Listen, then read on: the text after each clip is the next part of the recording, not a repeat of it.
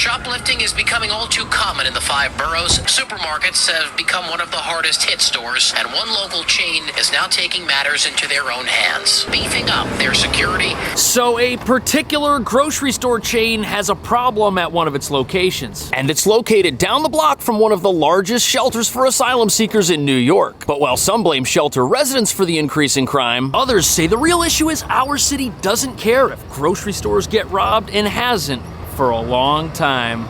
A community in Brooklyn tonight coming together asking for help. They say migrant shelters in their neighborhood are leading to violence and bringing in dangerous gang members. Store managers say some of the most common items being stolen are everything from laundry detergent to meats, even ice cream. We've seen it at pharmacies, so much stuff under lock and key, all an effort to fight the shoplifting epidemic, and scenes like these. But now supermarkets are embracing the anti-shoplifting campaign. We are here today because there is an attempt to put our neighborhood back 30 years in time. Shoplifting is bad, it's terrible. Coffee, cheese, shrimp, nothing is safe. Those in attendance tonight say they aren't opposed to housing migrants in their neighborhood, just not thousands in a span of 2 blocks. You are mass warehousing nearly 4,000 migrants in one city block across 2 shelters. There is now a real concern among business owners that shoplifting will skyrocket and become 10 times worse.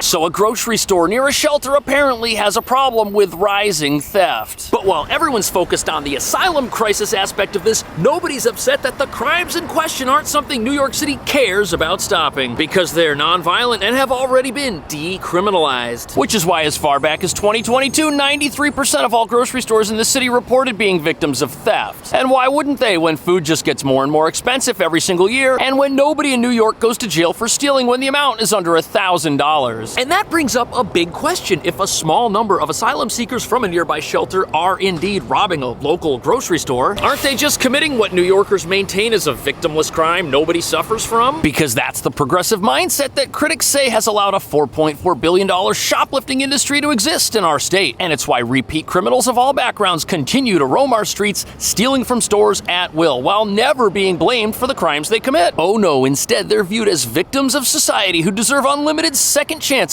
by our justice system, which is why it makes sense that we've got more products locked up on our shelves than we have thieves in jail. And that brings us to the real reason why there seem to be rising levels of theft at stores near shelters in our city. These areas have all experienced recent population growth, and since our city doesn't punish theft, any population increase is gonna come with an increase in criminals who commit crime. Doesn't even matter where they're from. This means we're gonna have shoplifting increases everywhere as our population grows. It just might be happening faster in neighborhoods that have shelters versus those that don't. Yet for months, residents have been complaining about the size of this particular shelter. It's one of the largest in town, and residents say there are just too many people living there. It's overwhelming neighborhood resources and leading to violence. On top of that, multiple local businesses complain that the entire neighborhood now feels unsafe. And if the grocery store there ends up shutting down, people in that neighborhood will not have another affordable option.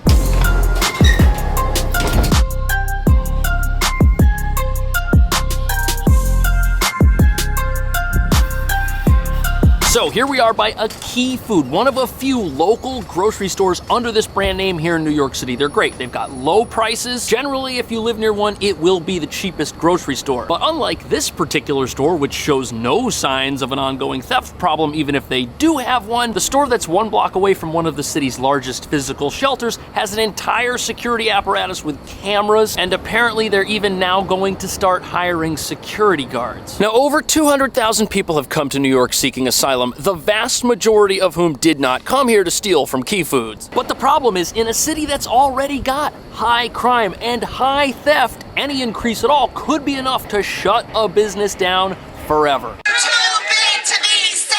Residents of Clinton Hill, Brooklyn, taking to the streets Tuesday evening, demanding the closure of this migrant shelter at 47 Hall Street, where more than 3,000 are being housed. They say the neighborhood is plagued with violence, and it all stems from the shelter.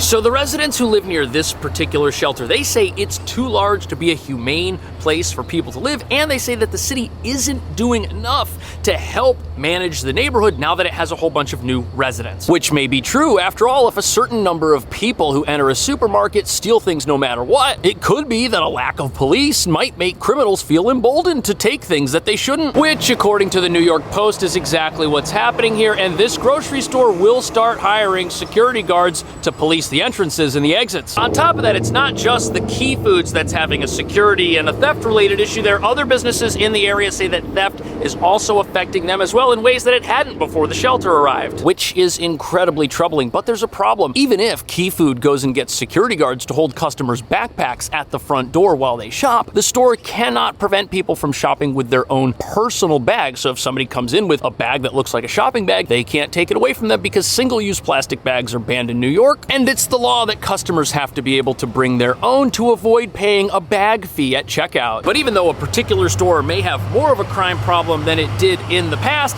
shoplifting at grocery stores in New York, it's been a problem for a long time, and our local officials have never done anything about it, which is why this grocery store isn't the only one hiring security. Gristedes, which has 28 stores citywide, is beefing up their security in the hopes of cracking down on shoplifters. Store managers say some of the most common items being stolen are everything from laundry detergent to meats, even ice cream. I came here 10 years ago. So other stores in town, they've got shoplifting issues too, and it's not just people stealing things to eat. They're stealing things to resell. And unfortunately, even grocery stores that sell something as perishable as ice cream, which melts, and some parts of town, they have a theft problem because what gets stolen from here won't melt by the time it gets resold at a little bodega, kind of like this one. The same goes for items like detergent that some criminals will steal and then bring directly to local laundromats and try to sell to people inside using the machines. Nonetheless, a recent investigation says that asylum seekers have been caught stealing from this particular grocery store, some still wearing their lanyards that let them in and out of the city's shelter systems. Apparently, they steal things like beverages, deli meats, toothpaste, shampoo, and I'm not entirely sure this is part of some sophisticated retail theft operation, even though those definitely exist in New York and have been documented. Instead, it looks more like people are just committing a crime of opportunity, which other businesses say is happening as well. And now you've got residents of the area calling for the shelter to either be shut down or reduced to just 10% of its current population. For almost a year, they have been pleading with their councilwoman, Crystal Hudson, and Mayor Adams to do something about it. You are mass warehousing nearly 4,000 migrants in one city block across 2 shelters. Those in attendance tonight say they aren't opposed. Now, what you have here is 4,000 people living in 2 different shelters that are on the same block. And it looks as if the city moved in a whole bunch of new people to this neighborhood, but didn't increase the resources to care for that neighborhood in proportion to the population it now has. Which would likely be the case in any neighborhood in town if you were to transplant 4,000 people there who cannot work, cannot have jobs, and have no choice but to spend all of their time in that part of town. But it's not just the grocery store. Different local businesses have different complaints about the environment. One of those is a local self-storage facility who says that the presence of this big shelter is affecting them negatively, even though they don't actually sell physical products or food. They say that they're losing business because when people pull up to the shelter, they see massive crowds of individuals at certain hours,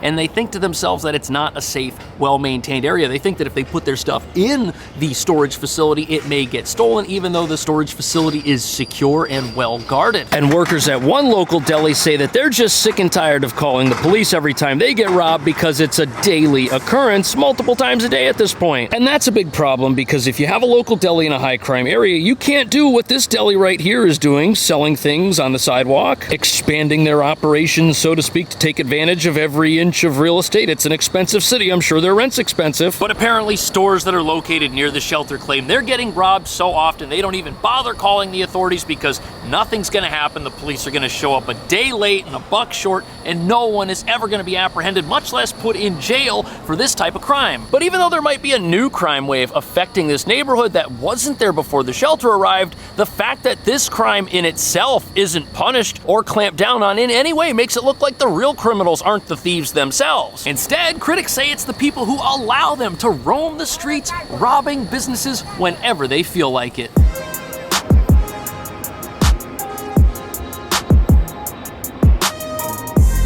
So here we are at our local police precinct, and the police, they're not the criminals, it's their job to stop them, but every time they do, an entire system kicks in to make sure those crooks get right back out on the street, which is why rampant theft is a problem pretty much everywhere in this town.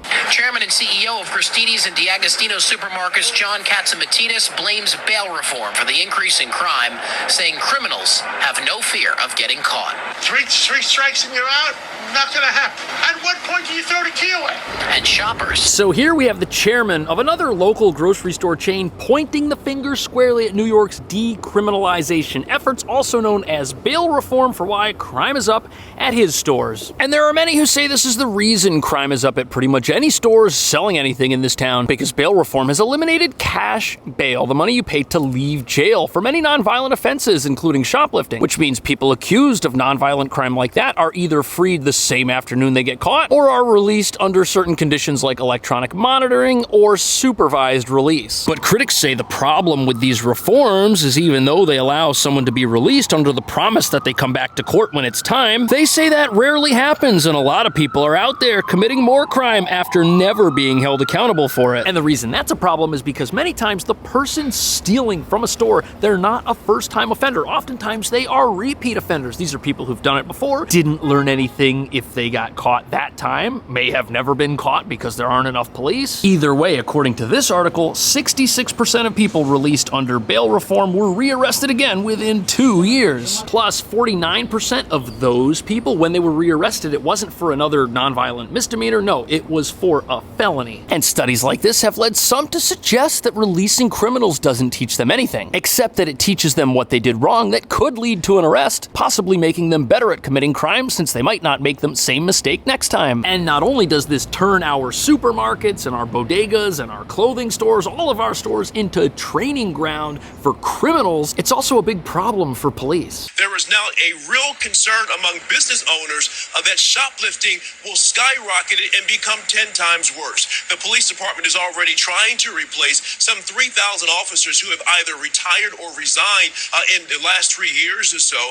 But the really alarming number this year is a departure of close to... So not only are our stores afraid that thefts may increase, it's going to happen likely because our police force is shrinking, not increasing. A problem in neighborhoods of the city that are growing very rapidly. Which won't come as a surprise to many people, especially when this city led the nation in chants to defund its police force just a couple of years ago. And now you have residents of some neighborhoods saying there are not enough resources to keep their places well managed. Which is odd because residents of Clinton Hill, near where that shelter is located, they're very vocal that as progressives, they don't have a problem with the presence of the shelter. They just want it to be smaller, and they want more resources to help manage the neighborhood where it's in, but they're not asking for more police for some reason. And when they say they want more resources to deal with crime, perhaps that's coded language for saying they want more police without actually saying they want more police. And on the other hand, a shelter system of 4,000 people on a 1-block radius, that very well may be too big, and it wouldn't normally exist in the city's current shelter system, which doesn't allow facilities to be that big. But this is an emergency humanitarian crisis. The shelters on Hall Street exist to deal with that emergency, and it is what it is at this point. But even if the city does heed the calls from residents and businesses to provide more resources to the area, will that really stop the shoplifting problem? Because after all, with the way our laws are, all the police can do is follow criminals around and waste their afternoon by putting them in the back of a police car, taking them somewhere, and then letting them go. Which is a huge problem when you've got repeat offenders taking advantage of such a system. But on the other hand, bail reform is a mixed bag because some studies say that it does help people who commit their very first offense not to go on and commit subsequent offenses. It does help some people stay out of jail and perhaps not suffer the same consequences as somebody who really deserves them. But the counter argument to that is that if you had real penalties for people who stole, even if it was their first time, even less people would take a chance at a life of crime. The problem here in New York State is that any retail theft under $1,000 is considered a misdemeanor and there is no bail required. So shop owners say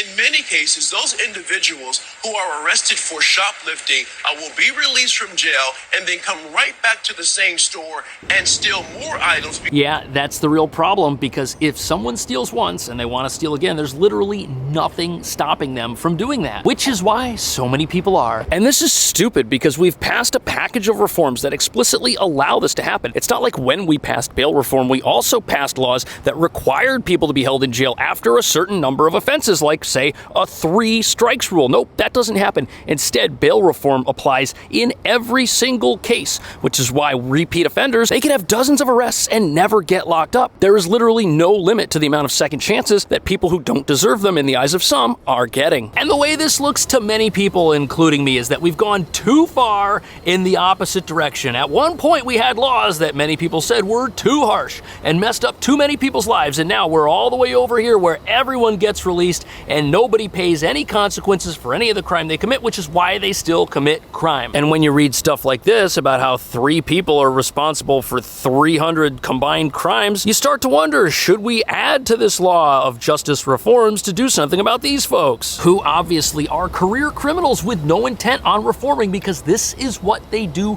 for a living? If we had laws like that, would we have less repeat offenders? That's a big question. Would the asylum crisis here look very different? Let me know what you think. Thank you so much for watching. I'll see you in the next video.